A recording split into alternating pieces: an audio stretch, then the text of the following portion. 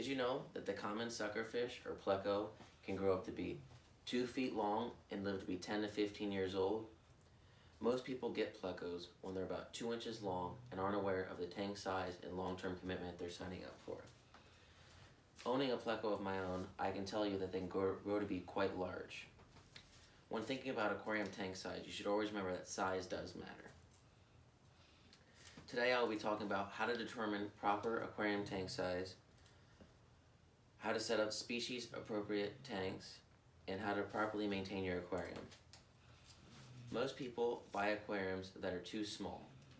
Think about when you go to the fair and you win a goldfish.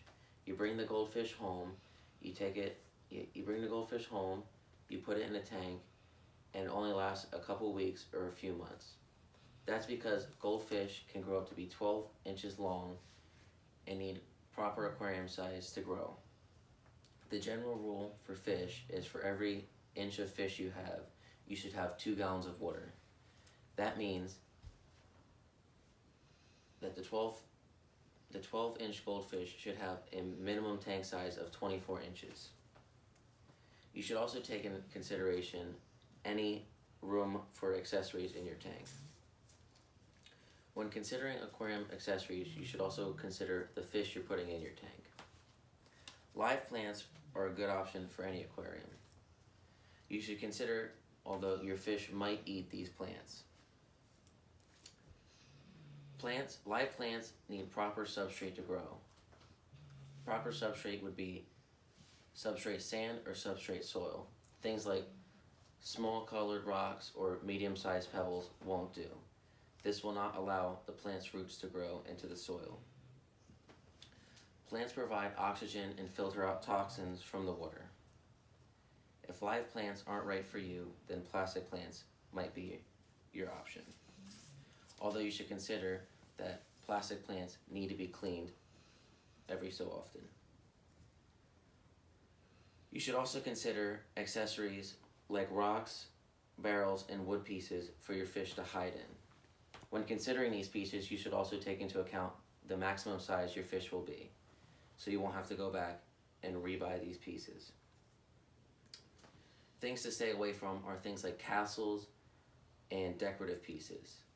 Castles have small passageways that don't allow your fish to swim through and are more of just a decorative piece inside your aquarium.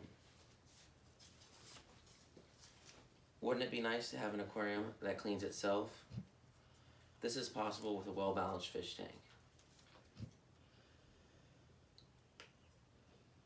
Live plants and a good filtration system help keep your aquarium clean.